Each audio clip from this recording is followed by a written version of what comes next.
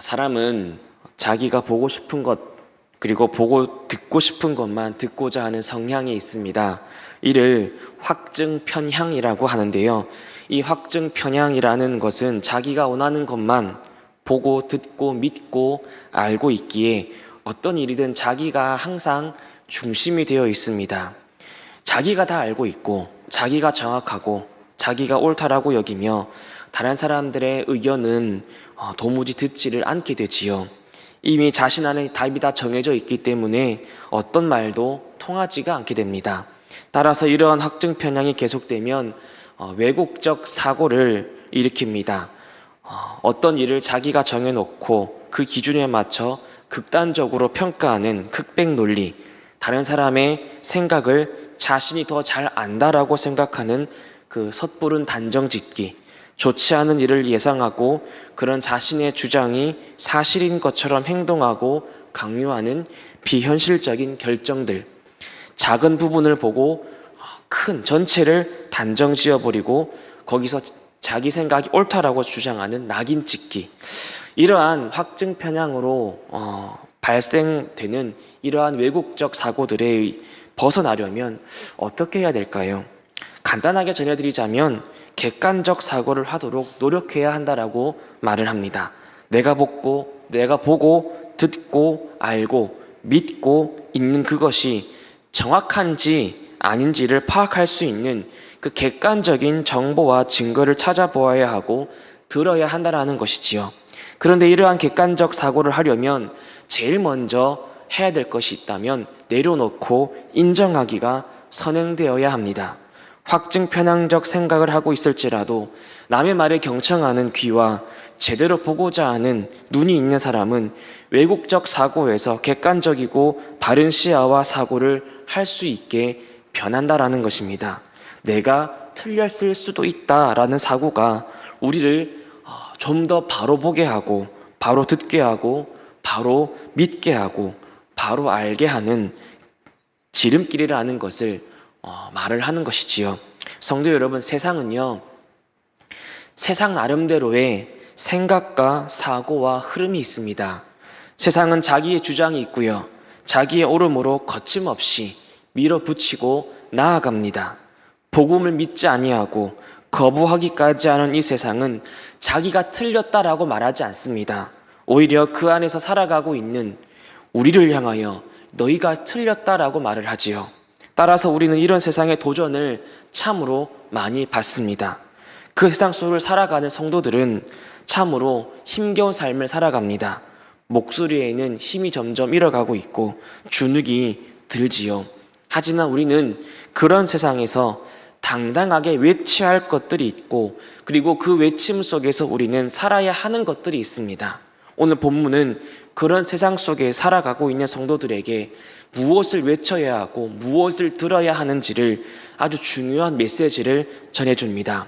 첫 번째는요, 성도는 소리로 살아야 한다라는 것입니다. 오늘 본문 19절을 보니 유대인들이 예루살렘에서 제사장들과 레위인들을 요한에게 보내어서 네가 누구냐라고 질문합니다. 24절을 살펴보니 이 예루살렘에서 제사장들과 레위인들을 세례 요한에게 보낸 유대인들이 바리새인들이라는 것을 우리는 알 수 있습니다. 따라서 본문에서 예루살렘의 바리새인들이 사람들을 세례 요한에게 보내어서 네가 누구냐라고 한 것은 순수한 질문이 아니라는 것을 우리는 유추해 볼 수 있습니다. 다른 복음서들을 살펴보면 이때의 세례 요한은 요단강 부근에서 많은 사람들에게 세례를 베풀며 회개할 것을 선포합니다. 이때 많은 바리새인들과 사두개인들이 이를 살펴보고자 오는 것을 보았습니다. 이 세례 요한은 그런 사람들이 오는 것을 보고 마태복음 3장 7절부터 10절에서 그들을 향해 이렇게 아주 단호하게 말하였습니다. 요한이 많은 바리새인들과 사두개인들이 세례 베푸는 대로 오는 것을 보고 이르되 독사의 자식들아, 누가 너희를 가르쳐 임박한 진노를 피하라 하더냐. 그러므로 회개에 합당한 열매를 맺고 속으로 아브라함이 우리 조상이라고 생각하지 말라. 내가 너희에게 이르노니 하나님이 능히 이 돌들도도 아브라함의 자손이 되게 하시리라. 이 말이요, 바리새인들의 귀에 딱 들렸을 때에 굉장히 불쾌했을 것입니다. 그동안 자신들의 신앙이 옳다라고 생각하며 그것에 자부심을 갖고 살았었는데, 자신들과 같이 공부도 했던 사람도 아니고 광야에서 생활하며 가죽 털옷을 입고 자기들의 입장에서는 듣도 보도 못한 사람이 이런 말을 하고 있으니 얼마나 기분이 나쁘고 화가 나겠습니까? 여러분, 이런 사람들과 무슨 도무지 대화가 되겠습니까? 저들 바리새인들의 마음에는 자신들의 생각이 다 옳고 자신들의 생각과 주장만이 바르다라는 그 사고가 가득했었습니다. 이런 바리새인들이 오늘 본문에서 세례 요한에게 내가 누구냐? 라고 질문합니다. 이 질문은 바리새인들이 스스로 왜곡된 사고에서 벗어나고자 정확한 객관적인 정보를 알고 싶어서 나는 변화가 될 준비가 되었고 인정할 준비가 되었으니 알려달라는 뜻이 아닙니다. 제대로 대답하라는 위협입니다. 요한복음 1장 5절과 10절에서 무엇을 말을 합니까? 빛이 어둠에 빛이 돼 어둠이 깨닫지 못하더라. 그가 세상에 계셨으며 세상은 그로 말미암아 지은 바 되었으되 세상은 그를 알지 못하더라. 이런 바리새인들의 모습이야말로 사도 요한이 말하는 것처럼 빛을 보았음에도 깨닫지 못한 자들이었고 예수 그리스도를 알지 못한 자들이었습니다. 이렇게 자신들이 듣고 싶은 것만 들으려 하고 보고 싶은 것만 보려 하고 교만으로 가득 찬 저들을 향해 오늘 본문에서 세례 요한은 자신이 어떤 존재인지를 증명합니다. 세례 요한은 자신을 강조하지 않습니다. 자신의 화려한 실력과 이력을 자랑하지도 않습니다. 그에게는 이런 유명세를 얻는 것이 중요하지 않았습니다. 오직 예수 그리스도가 중요했습니다. 그리하여 세례 요한은 저 예의 없고 위협적인 그 질문을 해대는 그 사람들 앞에 이렇게 답을 합니다. 자신을 소리라고 말을 합니다. 그는 소리였습니다. 그는 예수 그리스도로 가득했고 그를 증거해야만 했던 그러한 열정으로 가득했던 소리였습니다. 자신이 이루어 놓은 것을 지키고자 목소리를 높인 것이 아니라 예수 그리스도를 드러내고 전하고 소리치고 외쳐야 되는 그런 사람이었던 것입니다. 세례 요한은 본문 23절에서 무엇으로 답합니까? 이르되 나는 선지자 이사야의 말과 같이 주의 길을 곧게 하라고 광야에서 외치는 자의 소리로라 하니라. 요한은요, 그러한 위협에 동요하지 아니하고 담대하게 말을 합니다. 두려워서 숨기는 것이 아니라 드러내어 말하고 숨기지 않습니다. 세례 요한의 사명은 하나님의 말씀을 왜곡된 시선과 생각으로 살아가는 교만했던 바로 저들을, 그리고 저 세상에 들려주고 보여주고 알려주는 소리였던 것입니다. 성도 여러분, 세상은요, 우리를 향해 네가 누구냐라고 도전합니다. 세상은 거룩하고 순결하고 겸손한 마음으로 우리에게 물어보지 않습니다. 네가 하나님의 자녀라면, 네가 그리스도인이라면 이거 해봐라 저거 해보아라라고 하며 우리를 조롱하듯 도전해 올지도 모릅니다. 무엇보다 세상은 자신들의 논리, 자신들의 생각이 옳다라고 생각합니다. 그런 세상을 향해 우리가 외쳐야 할 것은 무엇이겠습니까? 똑같이 내가 갖고 있는 논리와 내가 옳다라고 생각하는 주장들을 외쳐야 할까요? 아닙니다. 그것은 세상이 원하는 소리입니다. 세상은 그런 논리와 생각의 약점을 누구보다 잘 알고 그것을 교묘하게 이용해서 우리를 얼마든지 공격해 올 수 있는 그러한 똑똑함과 지식을 갖추고 있습니다. 우리는요, 이때 오히려 주님의 말씀으로 나아가야 합니다. 성도 여러분, 우리의 마음에 내 생각, 내 주장이 아니라 오직 예수님으로 충만하시기를 소망합니다. 내 생각이 죽고 내 주장이 죽어서 오직 예수 그리스도만으로 충만하며 우리의 모든 행실이 예수님만을 외치는 소리가 되기를 소망합니다. 하나님께서는 우리가 각자의 삶 속에서 주님을 외치는 소리가 되기를 원하실 것입니다. 내 생각, 내 주장이 옳다고 외치는 소리가 아니라 복음이 전파되는 소리, 감사가 넘치는 소리, 하나가 되어 나아가는 소리, 구원이 예수 그리스도께 있다는 그 소리, 사랑이 넘치는 바로 그 소리가 우리를 통해 저 가난하고 불쌍하고 제대로 보지도 듣지도 못하는 세상의 영혼들에게 들려지기를 하나님께서는 원하실 것입니다. 이런 삶을 살면 한탄이 절로 나올지 모릅니다. 하나님, 세상은 이토록 거침없이 나아가는데 어찌해서 그리스도인들은 끊임없이 이렇게 외쳐야 되고 증명해야 된단 말입니까? 이런 한탄이 절로 나올지 모르지만 아닙니다, 여러분. 그런 삶은 불행한 삶이 아니라 오히려 기쁨과 행복과 감사의 삶이라는 것을 잊지 마십시오.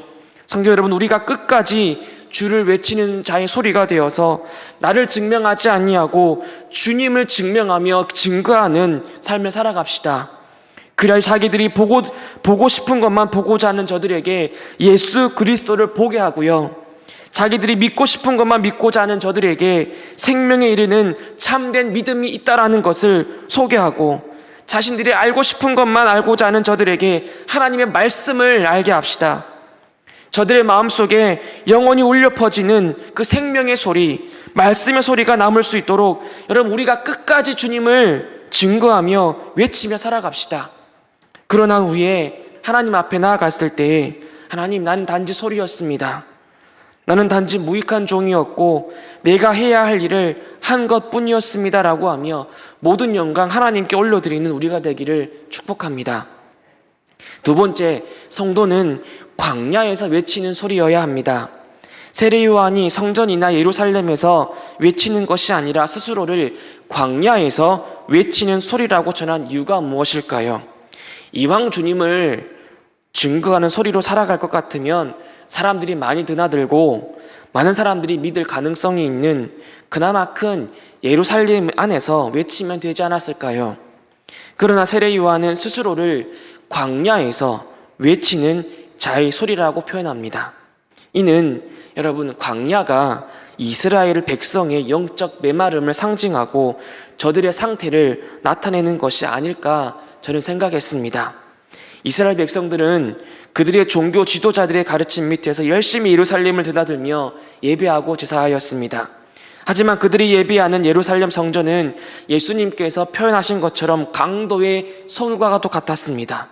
성전은 기도 소리가 아니라 장사꾼의 소리로 가득했고 시끌벅적하였고 백성들은 거기에서 쉽게 제사하면 그만이다라고 생각했습니다. 이처럼 예루살렘 성전은 겉으로는 화려하고 형식상 아무 문제도 없는 것처럼 보였을지라도 하나님께서는 그들의 제사를 기뻐하지 않으셨습니다. 세례 요한은 그 성전에서가 아닌 광야에서 외치는 자로 부름을 받은 것입니다. 말씀을 듣지도 못하고 제대로 알지도 못하고 알려고 하지도 않으려는 바로 저들, 그 결과 삐쩍삐쩍 말라서 헐떡이는 저 백성들의 상태가 마치 메말라가는 광야와 같았던 것입니다. 하나님께서는 광야 같은 인생들, 생명이 다 점점 빠져나가고 숨이 넘어가기 직전에 있는 이 인생들에게 예수 그리스도를 외치기를 원하십니다. 그러나 요한복음에는요, 예수님을 가리켜 생명의 빛, 부활, 생명, 생명의 떡, 선한 목자, 포도나무, 생수, 길과 진리라는 표현이 많이 언급되어 있습니다. 그만큼 우리 예수님이야말로 진짜 갈급함을 채워줄 수 있는 세상의 빛이고 참된 음료고 참된 목자라는 것을 알려준다는 것이지요. 광야 같았던 우리 인생, 생명도 없던 우리 인생, 빛도 없던 우리 인생 속에 예수 그리스도를 외쳐주는 사람이 있다면 여러분, 그건 큰 축복이 아니겠습니까? 그 소리를 듣고 주 앞으로 나아가는 자는 빛을 보게 될 것이고 굶주린 배를 생명의 떡으로 배부르게 될 것이며 목이 타들어가는 그 갈증 속에 시원한 생수를 마시게 될 것이고 이리저리 방황하지 아니하고 바른 길로 인도함을 받게 될 것입니다. 사막의 강물과 길을 내시는 그 하나님의 크신 은혜를 경험하게 될 것입니다. 성도 여러분, 우리의 삶이 아무리 광야 같을지라도 그 속에서 예수님의 음성이, 말씀이 들려진다면 그곳이 바로 은혜의 장소고 회복의 장소고 감사와 찬양의 소리라는 것을 잊지 마십시오. 세상은 예수 그리스도의 음성을 모르고 그 음성이 얼마나 큰 복이 되는지를 모르기 때문에 광야 같은 인생을 살아가는 우리들 앞에 세상의 온갖 화려하고 좋은 쾌락적인 것들을 딱 펼쳐놓고는 우리를 유혹할지도 모릅니다. 하지만 우리는 여전히 광야에서 주의 음성을 들어야 한다는 것을 잊지 마십시오. 우리가 있어야 할 장소는요, 세상의 온갖 유흥과 쾌락이 넘치는 자리가 아니라 말씀의 소리가 외쳐지는 장소에 있어야 한다는 것입니다. 세상의 것들이 아무리 좋아 보일지라도 우리가 있어야 할 곳은 바로 이 자리, 말씀과 기도와 찬양의 소리가 울려 퍼지는 바로 이곳에 있어야 함을 잊지 마십시오.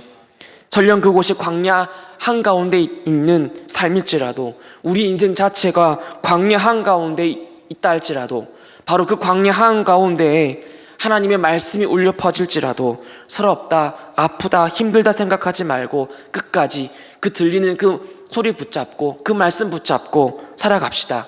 무엇보다 광야와 같은 인생을 살아가는 바로 저 불쌍한 영혼들에게 우리가 외쳐야 할 것은 바로 이 말씀의 외침이고 희망의 외침이라는 것도 잊지 마십시오. 우리의 모든 삶과 행동과 말로써 저 괴로워하고 쓰러져가는 그 광야와 같은 인생 살아가는 저 영혼들에게 생명의 떡이며 생명수가 되시는 주 예수 그리스도를 외쳐줍시다. 그래 저들이 다시 참된 빛 안으로 들어올 수 있도록 진정한 목자 되시는 예수 그리스도의 참된 평안을 누릴 수 있도록 세상의 기쁨과 쾌락이 아닌 구원의 기쁨과 은혜를 맛볼 수 있도록 우리가 외치는 소리가 되기를 주님의 이름으로 축복합니다. 마지막 세 번째, 성도는 광야에서 주의 길을 곧게 하라고 외치는 소리로 살아야 합니다. 사도 요한은 스스로를 주의 길을 곧게 하라고 외치는 광야의 소리라고 표현합니다. 이는 이사야 선지자가 전한 말씀을 인용한 것입니다. 이사야 40장 1절과 3절입니다. 너희의 하나님이 이르시되 너희는 위로하라, 내 백성을 위로하라. 너희는 예루살렘의 마음에 닿도록 말하여 그것에게 외치라. 그 노역의 때가 끝났고 그 죄악의 사함을 받았느니라. 그의 모든 죄로 말미암아 여호와의 손에서 벌을 배나 받았느니라 할지라 하시니라. 외치는 자의 소리여 이르되 너희는 광야에서 여호와의 길을 예비하라. 사막에서 우리 하나님의 대로를 평탄하게 하라. 그러면서 이사야서 40장 마지막 절은 이렇게 끝이 납니다. 우리 한번 다 같이 한번 읽도록 하겠습니다. 시작. 오직 여호와를 앙망하는 자는 새 힘을 얻으리니 독수리가 날개치며 올라감 같을 것이요 다른 박질하여도 곤비하지 아니하겠고. 아멘. 세례 요한은 분명 이사야 선지자가 외치는 이 희망의 메시지를 어떤 의미인지 알고 이 구약의 말씀을 인용했을 것입니다. 세례 요한은 희망과 회복과 위로와 은혜가 넘치는 이 선지자의 말씀을 예수 그리스도로 집중시킵니다. 광야와 같은 인생들이 위로를 받고 사함을 받고 독수리 같은 새 힘을 얻는 것은 예수 그리스도로 말미암는다라고 말하고자 하는 것입니다. 세례 요한은 광야와 같은 인생들에게 진정한 쉼과 위로와 용서함과 독수리 같은 새 힘은 바로 예수 그리스도로 말미암는다는 분명한 사실을 지금 저 믿지도 않으려고 하고 듣지도 않으려고 하는 바리새인들에게 외치고 있는 것입니다. 광야에서도 오직 여호와를 앙망하는 자는 새 힘을 얻습니다. 광야 같은 인생일지라도 오직 나를 구원하신 예수 그리스도를 믿고 소망하는 자는 피곤하지 않습니다. 넘어지지 않습니다. 쓰러지지 않습니다. 우리는 그것을 믿어야 합니다. 동시에 우리는 그것을 외쳐야 합니다. 성도 여러분, 우리에겐 이런 희망이 있습니다. 이런 희망을 우리는 소유했고 증거할 수 있습니다. 그러니 하나님의 위로를 외치는 삶을 살아갑시다. 옳은 길, 의로운 길, 참된 구원의 길, 소망의 길, 비록 좁고 협착한 길이지만 바로 그 길이야말로 우리 주 예수 그리스도께서 걸어가신 길이고 그 길이야말로 참되고 은혜의 길이라는 것을 믿고 외치며 살아갑시다. 예수 그리스도의 발자취를 따라 우리도 기꺼이 그 길을 걸어가며 구원의 길을 소개하고 외치고 살아가는 우리 모두가 되기를 주님의 이름으로 축복합니다. 사도 요한은 복음을 증거하다가 반모섬에 갇혔습니다. 그런 서러움과 아픔 가운데서도 그가 힘을 낼 수 있었던 것은 그 반모섬에서 큰 계시와 환상을 보여주시고 말씀하신 예수 그리스도께서 마지막까지 그를 위로하시고 힘을 주셨기 때문이 아닐까요? 요한계시록 22장 20절을 보니까 이것들을 증언하신 이가 이르시되 내가 진실로 속히 오리라 하시거늘 아멘 주 예수여 오시옵소서. 광야와 같았던 사도 요한의 인생 속에 예수님께서는 내가 진실로 속히 오리라 하신 그 예수님의 음성을 그는 다시 들었습니다. 그리고 그 음성이 그를 다시 힘있게 했습니다. 나의 제자 요한아, 주의 말씀대로 사는 것이 힘들지. 함께 부르심을 받으며 함께 사도로서 다 같이 힘있게 주의 말씀 전하자고 했던 이 다른 제자들은 다 순교하고 너 혼자 남게 되어서 많이 서럽고 아프고 힘들었을 거야. 주님은 언제 오시는지 고대하며 때로는 힘들고 괴로웠을 거야. 하지만 요한아, 나의 사랑하는 제자 요한아, 내가 진실로 속히 오리라. 저는 예수님께서 사도 요한에게 하신 말씀에 이런 의미도 있지 않았을까 저는 생각했습니다. 그리하여 이 사도 요한은 대답합니다. 아멘! 주 예수여, 어서 오시옵소서. 여러분의 인생 속에서 주님이 들려주시는 말씀에 귀 기울이십시오. 그래, 광야 한가운데 우리가 주저앉아 있을지라도 하늘 바라보며 아멘, 주 예수여 오시옵소서라고 다시 기대하고 다시 일어서서 이겨내고 버텨내고 전진하며 나아가는 우리 모두가 되기를 소망합니다. 사도 요한은 오늘 본문을 통하여 1차 독자들이었던 요한 공동체 성도들에게 무엇을 전하고자 했겠습니까? 사도 요한은 예수님의 공생의 사역을 전하기 전에 먼저 세례 요한의 사역을 언급했습니다. 1장 7절과 8절에서 세례 요한은 단지 빛에 대하여 증언하러 온 자로 언급했습니다. 그 사역의 열매는 모든 사람이 자기로 말미암아 빛 대신 예수를 믿게 하려 함이었습니다. 그러나 오늘 본문에서처럼 세례 요한의 바람대로 모든 사람들이 예수님을 믿었습니까? 본문은 그렇지 않았음을 증거합니다. 그렇다면 세례 요한의 사명, 사역은 실패한 것일까요? 아닙니다. 결코 아닙니다. 사도 요한은 빛 대신 예수님을 이토록 믿지 아니하려 했던 저 유대인들에게 한 사람, 자기 이름과 동일한 이 세례 요한이 그토록 예수님을 외치며 증언했지만 그럼에도 불구하고 믿지 않던 저 완악한 유대인들, 바리새인들의 모습들을 보여주면서 지금 수신자들인 요한 공동체 성도들이 갖고 있는 그 믿음이 얼마나 귀하고 소중한지를 깨닫게 해주고 있습니다. 왜냐하면 정말로 예수님을 빛이라 태초의 말씀이라 메시아라 믿는다는 건 그 당시 유대인들 뿐만 아니라 요한 공동체 안에서도 엄청난 결단과 인정과 내려놓음이 아니고서는 할 수 없었던 것이기 때문입니다. 날마다 저 이단이라고 말하는 요한 공동체 성도들에게 날마다 그런 소리를 들어야 했다면 여러분 얼마나 힘들었겠습니까? 자기가 보고 싶은 것만 보고 듣고 싶은 것만 듣고 믿고 싶은 것만 믿고 알고 싶은 것만 알고 싶어하는 바로 저 유대인들 사이에서 사도 요한은 그 성도들에게, 저들에게 둘러싸여져 있는 성도들의 삶을 보며 사도 요한은 그런 세상 속에 살아갈지라도 우리는 참된 예수님을 바로 본 자들이고 진리의 말씀을 들은 자들이고 진정한 믿음을 소유한 자들이고 예수 그리스도라는 가장 고상하고 은혜로운 지식을 얻은 자들이라는 것을 말하는 것이 아닐까요? 때문에 사도 요한은 성도들에게 우리는 바로 저 유대인들, 저 세상을 향해 외치는 자가 되어야 한다라고 권유하고 도전을 주고 있는 것이 아닐까 생각합니다. 무엇보다 그 한 사람이 외쳤던 그 은혜의 소리로 말미암아 지금 요한 공동체 성도들 여러분들이 믿게 되었다라는 것을 알려줌으로써 광야와 같은 인생을 살아가는 그 공동체 성도들에게 이 땅에서의 삶이 너무 버겁고 힘겹고 서러울지라도 끝까지 여러분들도 주님을 외치는 소리로 주 하나님, 주 예수 그리스도만을 높이며 살다가 그 길의 끝에서 두 팔 벌려 맞이해 주실 위로해 주시시며 소망의 주가 되시는 예수님과 함께 영원토록 기뻐하며 살아가자라고 하는 것이 아니겠습니까? 더 이상 광야 한가운데 살아가는 것이 아니라 예수 그리스도의 품에서 영원한 위로와 힘을 얻고 살자라고 하는 것이 아니겠습니까? 성도 여러분, 우리 모두 광야에서 주의 길을 외치는 자의 소리로 살아갑시다. 주님 오실 날을 고대하며 항상 주 예수여 어서 오시옵소서라고 고대하며 하나님의 위로와 새 힘을 얻어 외치고 또 외치고 살아갑시다.